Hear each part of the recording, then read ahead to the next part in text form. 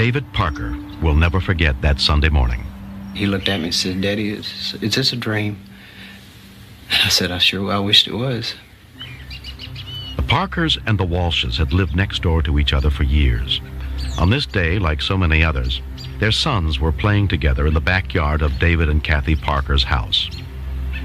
I was just kind of walking around the house, drinking my coffee. And Jacob and Cale were in my backyard on the patio playing. They were playing with the Vacano.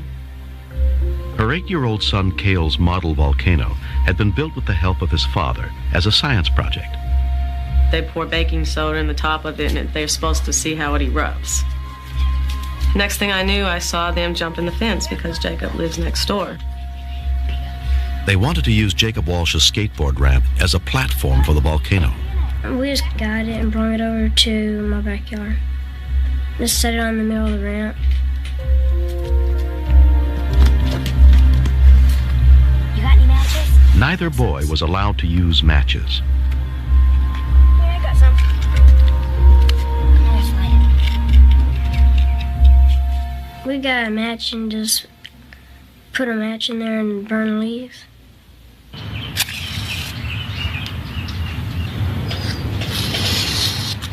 It just burned.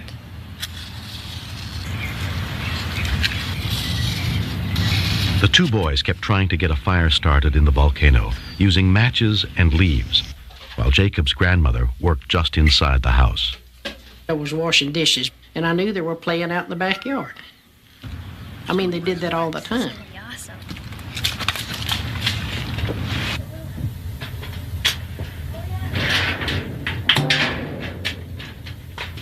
Okay, here we go.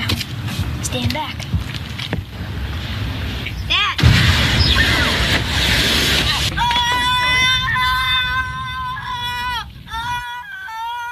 I called for Terry as I went out the back door. I just chased after him and rolled him over on the ground.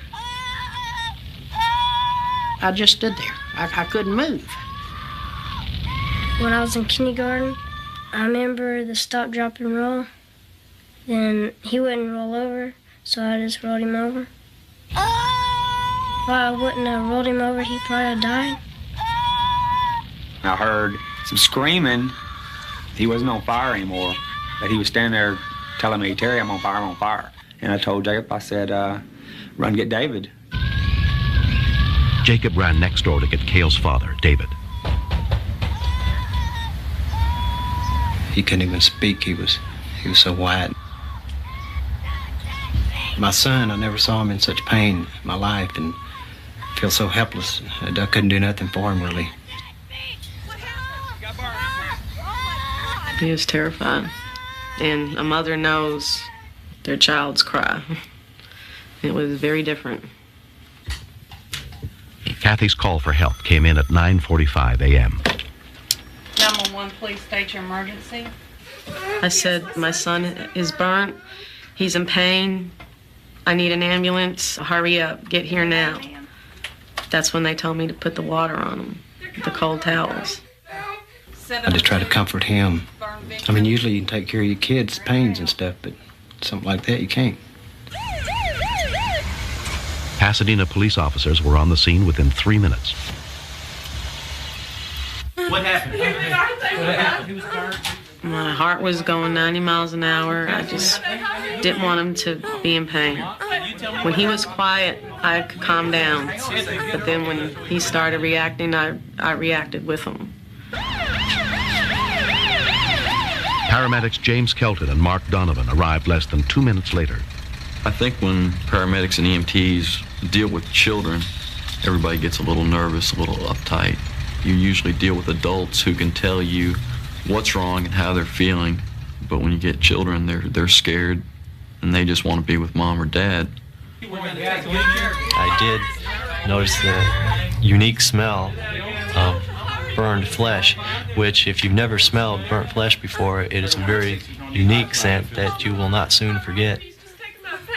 Burns were concentrated on his legs and I believe his left arm and his left ear and a portion of his neck. It just looked like somebody had come and just peeled away a piece of skin and just exposing what was left out underneath it. We basically made a sandwich out of him using what we call sterile burn sheets. Doused it down completely with sterile water. We felt that that would best serve reducing the pain and to put out any fire that may be remaining burning in the skin tissues itself. When they would pour the water on Cale's legs, he was all right for approximately a second to a minute. And then he would just start screaming. I begged them to give him something for pain, and they said that they couldn't. Cale was rushed to a nearby parking lot where a special helicopter landing zone had been set up.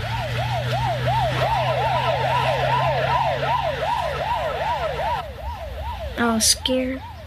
I thought it was my fault because I poured the gasoline in there and I burned him. I had asked him, can I go with him? And the person who was behind Cale shook his head. And Cale, he started getting up off of the stretcher, and he said, if my mama can't go with me, I'm not going. This One Life Flight nurse, she hugged me, and she said, we'll take good care of him. And they just said that there's no room on the helicopter for me. I felt like dying. I was thinking he's probably terrified. I mean, I felt worse not being with him than I did being with him and not being able to help him. The flight to Herman Hospital in Houston took less than 12 minutes. There is no doubt that burn injury is the most devastating type of injury that the human body can sustain. Dr. Donald Parks, a leading burn expert, was waiting to treat Cale. Okay, y'all, this is a 9-year-old. He was in a gasoline explosion. I recall that Cale coped very well. He was panicky, but he did cooperate in all our requests. Cale, how old are you, Cale? I noted that he had extensive burns, including burns to his ear, to his back, both arms, and very deep burns to both legs. Many of the burns on his legs were third degree, destroying all the layers of skin. The burns were subsequently cleaned to attempt to prevent contamination of the burn wound, which ultimately could lead to an infection. He was wrapped from head to toe in bandages. He looked like a mummy, and he had tubes everywhere. And he looked up at me and his dad, and he said, am I going to be in trouble for this? Well, at that point, I had to walk out of the room. You think kids know better, and I know Cale knew better, I know Jacob knew better, but they think they got things under control, I guess. I think, oh, well, we know it's bad to do this, but it, you know, we can play with it and not get hurt. But evidently they can't. In the year and a half since Cale Parker was burned, he's undergone a series of painful skin graft operations. Fire Marshal Bill Yearout believes that Cale survived because his friend Jacob acted quickly and knew what to do. When a person catches himself on fire, of course he panics and he's going to run. The technique of stop, drop, and roll saves lives. And this is the reason that this one boy is here today. If he hadn't known stop, drop, and roll, I don't think I'd be alive right now. I'd just keep on burning. Jacob's mother is proud of her son and grateful to the people who helped prevent a tragedy by teaching stop, drop, and roll.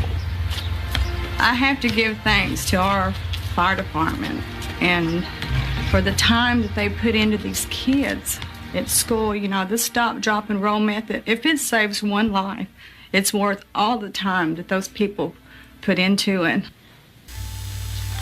He has obvious scars, and those scars will be there. They'll be with him the rest of his life, and every time he looks at those scars, he'll know where they came from. He'll recall the experience. I'd tell other kids never to play with matches or never play with gasoline. Or not to do anything that you know would hurt you unless your parents are there. Now that's over with, I'm just and I do my best on everything I can do.